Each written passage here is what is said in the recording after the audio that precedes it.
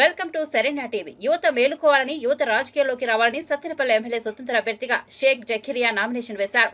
పల్నాడు జిల్లా నకిరికల్లు మండలం గుండ్లపల్లి గ్రామం నుండి భారీ ఎత్తున అనుచరులు, అభిమానులు, ప్రజలు కోలాహల మధ్య ర్యాలీగా బయలుదేరి సత్తెనపల్లి రిటర్నింగ్ అధికారికి నామినేషన్ పత్రాలు సమర్పించారు.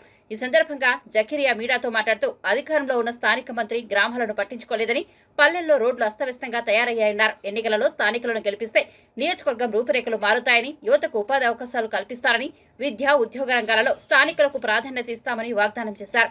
ఎన్నికలలో పవిత్రమైన, అమూల్యమైన ఓటు వేసి గెలిపించాలని ప్రజలకు విజ్ఞప్తి చేశారు.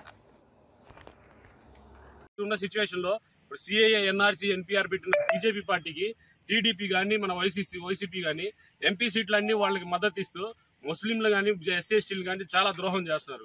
అందుకోసమే మేము నమస్కారం, నా పేరు జకీరియా. నేను స్వతంత్ర అభ్యర్థిగా ఈరోజు నామినేషన్ వేశాను.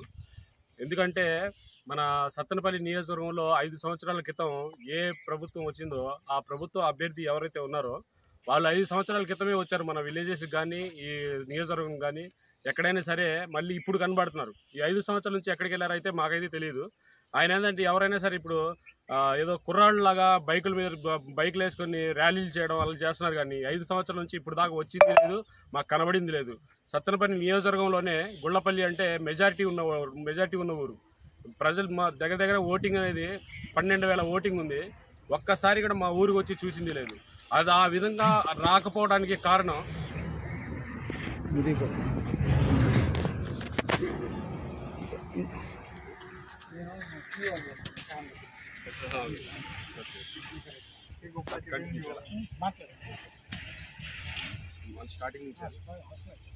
ప్రభుత్వం ఇప్పుడు ఏ ప్రభుత్వం అయితే ఉందో ఆ ప్రభుత్వంలో గెలిచిన అభ్యర్థి పల్లెటూళ్ళు ఎన్ని ఉన్నాయో కూడా తెలియదు. అంటే మనకి ఈ నియోజకవర్గంలో ఎన్ని పంచాయతీస్ ఉన్నాయి కూడా ఆయనకి తెలుసో తెలియదు, నాకైతే తెలియదు. కానీ మా ఊరు మెజారిటీ ఉన్న ఊరికే ఆయన ఇప్పటి వరకు రాలేదంటే అతనికి తెలియదా, లేకపోతే అతనికి బాధ్యత లేదా? బాధ్యత ఉన్నా కానీ నేను వచ్చి ఏం చేయాలి అని చెప్పేసి మెలకొనున్నారో తెలియదు. అందుకోసమే మేము బయటికి వచ్చాం. అది కాక ఇప్పుడు ఏంటంటే ఇప్పుడున్న సిచ్యువేషన్లో ఏ ప్రభుత్వం ఉన్న ప్రభుత్వం కానీ ఇప్పుడు రావాల్సిన ప్రభుత్వాలన్నా సరే ప్రజెంట్ ఉన్న ప్రాంతీయ పార్టీలు మనందరినీ ముస్లిమ్స్ కానీ, బీసీ వర్గాలకు కానీ, ఎస్సీ ఎస్టీలకు కానీ ఓటు బ్యాంక్లా యూజ్ చేసుకొని వాళ్ళని మోసం చేస్తున్నారు. కానీ వాళ్ళకి ఏదన్నా ప్రాబ్లం వస్తే వాళ్ళ సైడ్ నిలబడి మాట్లాడడం కానీ లేదు. ప్రతి ఒక్క నాయకుడు కూడా ఎక్స్పైరీ డేట్ అయిన వాళ్ళే వస్తున్నారు.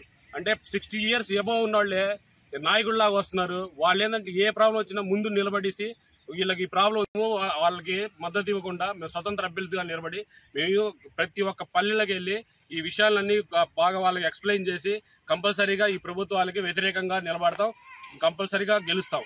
ఈ ప్రభుత్వంలో ఉన్న వాళ్ళు ఇప్పుడైతే ఎవరైతే అభ్యర్థులు ఉన్నారో వాళ్ళు స్వతంత్ర అభ్యర్థులుగా ఈ పార్టీ తరఫున కాకుండా బయటకు వచ్చేసి మాలాగా నిలబడి గెలవమని చూద్దాం. ఇప్పుడు ఎందుకంటే ప్రతి ఏరియాలో కూడా వాళ్ళకి సపోర్ట్ అనేది లేదు. ప్రతి ఏరియాలో ఒక నాయకుడు ఉన్నాడంటే అతను తిట్టుకోవడం తప్ప వాళ్ళు చేసింది అని చెప్పేసి ప్రతి ఒక్కళ్ళు చెప్తున్నారు. ప్రతి ఏరియా తిరిగాను నేను. 75 పంచాయతీలు ఉన్నా 75 పంచాయతీలు తిరిగాను. ఒక్కళ్ళు కూడా ఒకళ్ళని పొగిడినాడు. అంటే ప్రస్తుతం ఉన్న ప్రభుత్వానికి చేస్తున్న వర్కులకి ఇలా చేస్తున్నారు, మంచిగా ఉంది అని చెప్పేసి చెప్పిన వాళ్ళు లేరు. ప్రజెంట్ ఉన్న అభ్యర్థి కూడా ఏ పనులు చేయలేదు కాబట్టి అతనికి చాలా వ్యతిరేకత ఉంది. కంపల్సరీగా మేము భారీ మెజార్టీతో గెలుస్తాం.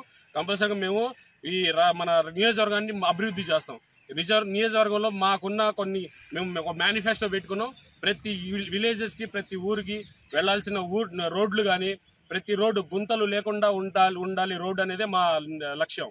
నెక్స్ట్ ఏంటంటే ప్రతి పల్లెలో ఎవరైనా సరే చదువుకున్న డిగ్రీ స్టూడెంట్స్ ఉన్నారో వాళ్ళు ఆ ఊరు కానీ ఆ మండలం దాటి వెళ్ళటానికి మేము వాళ్ళకి ఆ మండలంలోనే ఆ జిల్లాలోనే ఉద్యోగాలు వచ్చేలాగా మేము కృషి చేస్తాం. కంపల్సరీగా కుటీర పరిశ్రమలు అనేవి పెడతాం. ఎలక్ట్రిక్ కానీ ప్రతి కుటీర పరిశ్రమ పెట్టేసి డిగ్రీ స్టూడెంట్స్ ఎక్కడికి పోకుండా ఇక్కడే జాబులు చేసుకుని వాళ్ళ తల్లిదండ్రులతో ఉండేలాగా మేము కృషి చేసి వాళ్ళందరికీ ఇక్కడే ఉండి వాళ్ళ తల్లిదండ్రులతో కలిసి ఉండేలాగా చూస్తాం. ప్రతి దాంట్లో కూడా మేము ప్రతి విషయంలో కూడా చదువుకుని ఉన్నాం. నేను ఎంటెక్ చేశాను, చాలా చోట్ల గల్ఫ్లో కూడా వర్క్ చేసి వచ్చాను. నేను ప్రాజెక్ట్ ప్లానింగ్ ఇంజనీర్గా చేసి వచ్చాను. నాకు ఏ విధంగా చేయాలి ఏందని చెప్పేసి నాకు చాలా